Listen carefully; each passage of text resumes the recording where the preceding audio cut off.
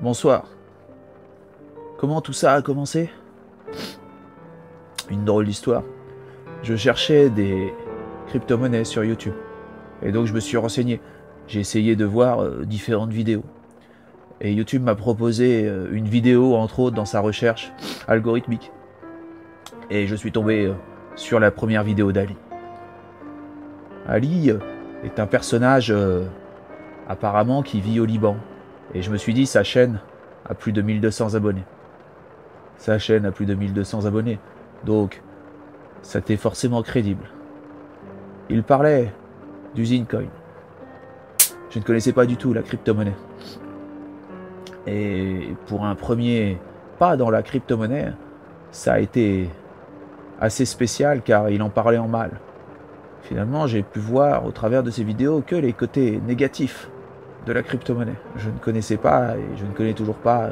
Et j'ai découvert en fait ce grand projet qu'est le Zincoin.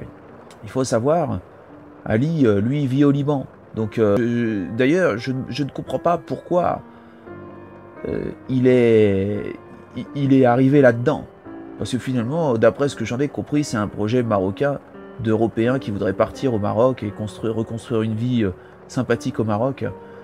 Mais lui est au Liban, n'a aucune intention de venir en Europe, n'a aucune intention de venir au Maroc. Que fait-il? Apparemment, d'après certaines sources, son père serait Pernod Ricard, le fils caché de Pernod Ricard. Et sa mère aurait rejoint le Hezbollah, au Liban. Alors tout ceci ne sont que des rumeurs.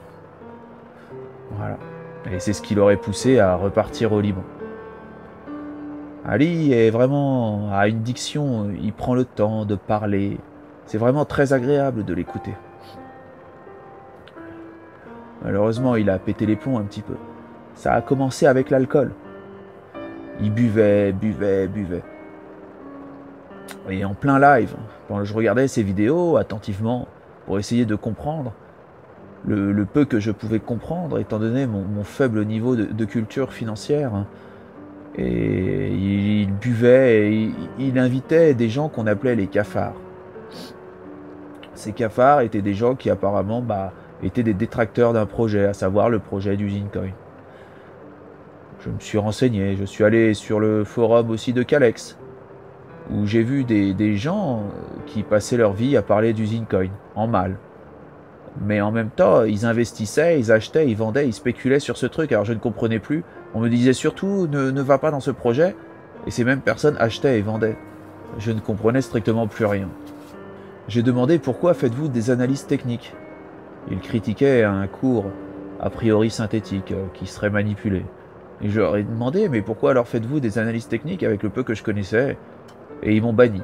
Donc j'étais sur le Discord de Calex, j'ai été banni. Je suis reparti voir les vidéos d'Ali qui sombraient de plus en plus. Ali était copain avec un dénommé Bankai qui traînait sur Telegram, donc d'une pseudo-putosphère. Et c'est là où j'ai rencontré et j'ai quitté donc le Discord de Calex pour rejoindre le Telegram de la putosphère. Il y en a plusieurs des putosphères. C'est des gens qui sont apparemment dans la crypto-monnaie. Et Ali était sur la putosphère 3.0 ou 3.1.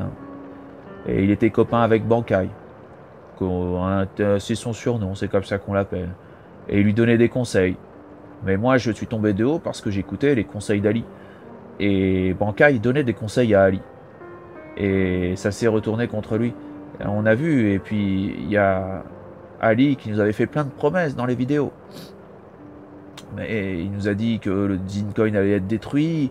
Moi, je me suis pris au jeu. C'est vrai que je connaissais pas tout ça et je suis rentré dans cet univers. Finalement, qui est quand même, c'était comme une série pour moi. Vous savez, j'ai pas d'argent, j'ai pas Netflix.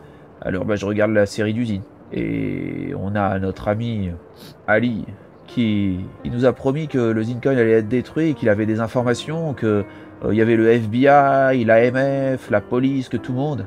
Et il a dit 7 jours, 7 jours, 7 jours. Dans 7 jours, vous verrez. Alors on a compté les jours. Et puis le jour J, il s'est rien passé. Il nous en a fait beaucoup des décomptes comme ça.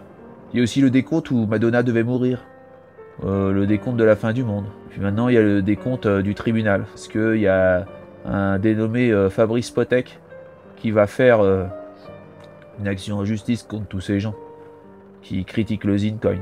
Alors je comprends pas. Et puis, entre-temps, moi je suivais les conseils d'Ali. J'ai essayé de faire comme lui. Je me suis mis à boire pour essayer de le comprendre. D'où mon état.